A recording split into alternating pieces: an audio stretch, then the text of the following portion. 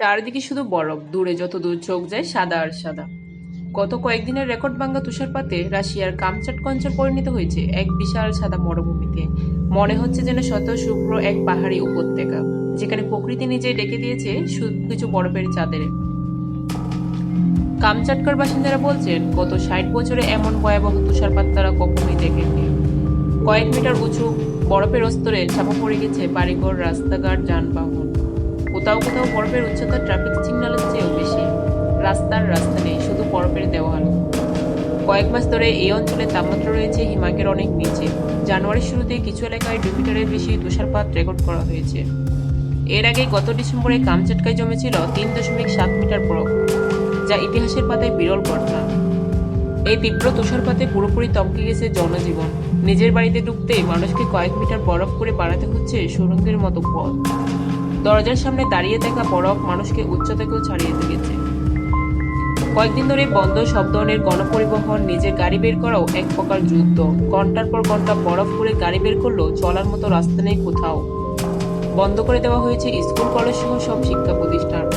কাজে যেতে পারছে না কর্মজীবী মানুষ। শিশুদের খেলাধুলা তো দূরের কথা, বাড়ির বাইরে পা রাখাটা এখন ঝুঁকিপূর্ণ।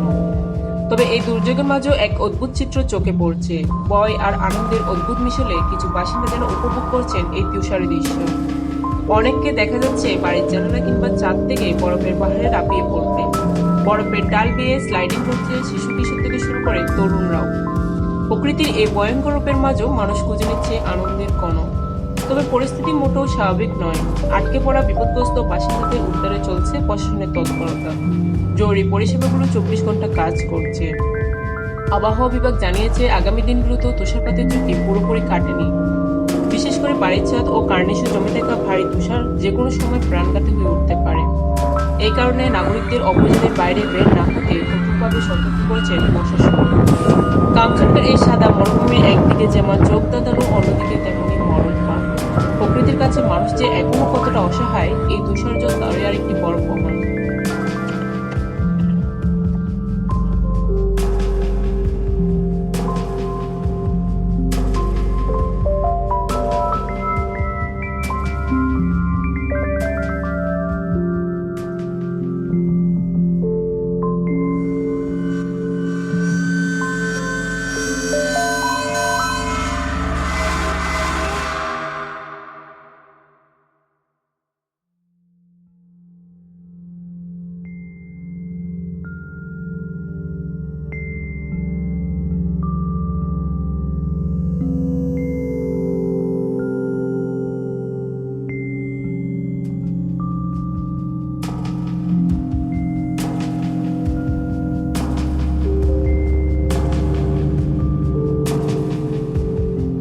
বরফের একদম উপর থেকে পিছলে নামছে রাশিয়ার বাসিন্দারা। দেখে মনে হতে পারে বরফের উপর খেলায় মেতেছেন তারা, কিন্তু বাস্তবতা সম্পূর্ণ ভিন্ন।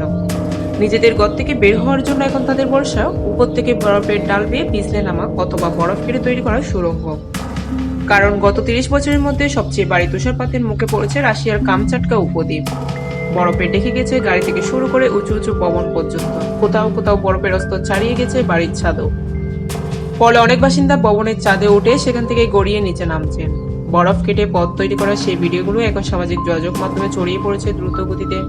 বিভিন্ন রাস্তা ও প্রধান সড়ক থেকে পাওয়া দৃশ্যে দেখা যায় চরম শীত আর তুষারঝড়ের মধ্যে কিভাবে মানুষ দৈনন্দিন জীবন চালিয়ে নেওয়ার চেষ্টা করছেন। এই দৃশ্যগুলো বলে দিচ্ছে বাস্তবে পরিস্থিতি কতটা কঠিন হয়ে উঠেছে।